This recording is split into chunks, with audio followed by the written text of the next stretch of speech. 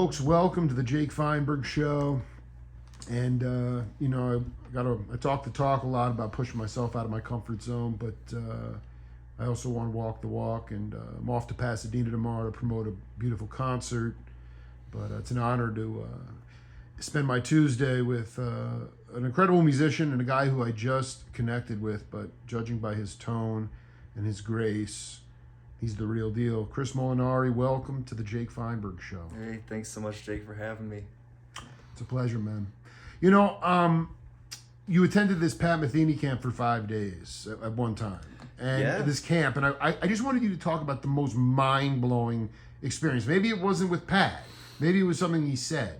Maybe it was something he didn't do. What was the most inspiring thing that you walked away from that? Well,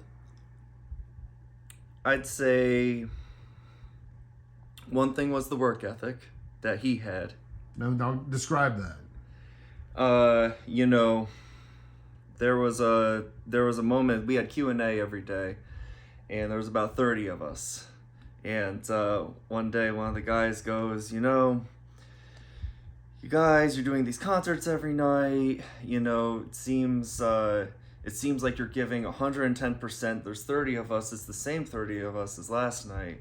What's going on here? And him and Antonio Sanchez both said that basically, and I think Larry Grenadier even got in on it too. There was that trio that was there.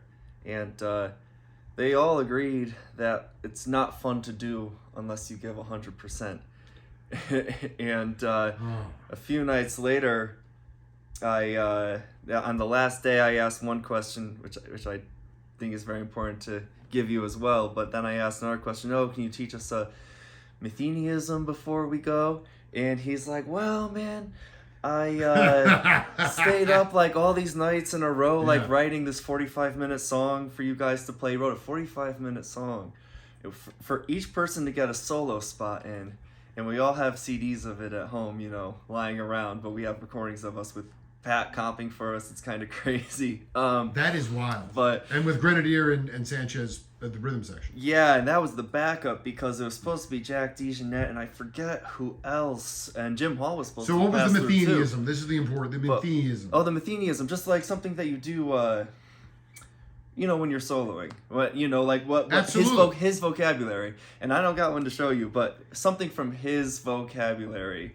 Just like, how do you do that weird chromatic thing, where he starts, or that thing where he starts playing the diatonic seventh chords all the way up and all the way down. And, we just wanted to see something like that. Obviously now we have YouTube, but back then we didn't have as much YouTube, and you kind of had to figure it out by yourself, or so you were able to you were able to take, I guess how have you been able to, I think most importantly, when you talk about work ethic, how is it rubbed off on you in terms of discipline?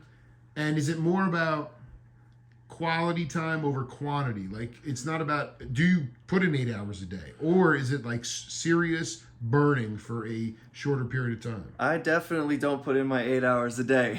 And I've learned myself that I'm okay with that. Pat describes himself as compulsively productive with an emphasis on the compulsive. I've read so many of his interviews. So, but I'm not like that. So, but what I do realize is, since I took my office job that I have now and, stopped playing quite as much, sometimes I'll be like, I sound like a guitarist that plays such and such hours a day. I gotta up that a little bit, you know what I mean? So it's just kind of like reflecting on what work you're really putting in. He said he stayed up all night. That's why he wanted to show us the Methenyism. He's like, I stayed up all night mixing and mastering this recording for you, and I taught this lesson to the person who won the competition, so I can't do that for you. But he's talking just very nonchalantly, like, I got 1 hour of sleep. Like, it's just what he did, It's hard, but it's just what he did and what he'll do tomorrow. It's just flowing through him. Yeah. That's the only thing he knows. There's endless energy when you're that passionate. Right. Do you feel like one reason that you might have sought something a little more grounded, not being necessarily a full-time musician, is just the idea that our generation, I'm 46, that not so much, a little bit mine, but younger too, where there's like a grading, grading, Yes. is grating. It's grading to be in a competition. Getting grades, yeah. as opposed to the natural evolution of finding your individual sound, and most importantly, trust on the bandstand, having fun. Was music a little bit too serious? Is that why maybe one reason you kind of at least stopped or slowed down? It's funny that you ask that, because I have a very good one to share in that regard. Right on, dude. I went to music school, and I went through all that, and I was extremely perfectionistic with myself. So much so that I'm a left-handed person. Me too. But science shows that left-handed people are mostly mixed-handed people. Which so means certain what? things are on one hand and certain things are on the other hand. So I always recognized, as a left-handed person playing a right-handed guitar, that my picking was a little heavy-handed. And, I'll just go ahead and say, even in that opening number, sometimes, I'm still getting these fingers together all the time, in this picking hand. And I was so perfectionistic that when I went to school, I decided to try to play guitar left-handed and went through school left-handed.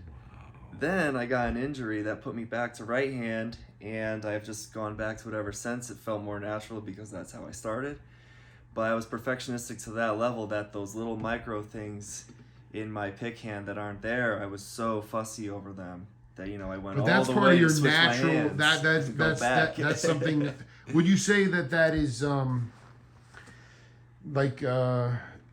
best quality and the worst quality, and is it habitual nature for you, like being, because to me I am not, like, I'm the least perfection, like, to me imperfection is perfection, and it's easy for me. I don't need to get up there and play, but I would just say to you, as a patron of music, you're the only one that probably is hung up about that.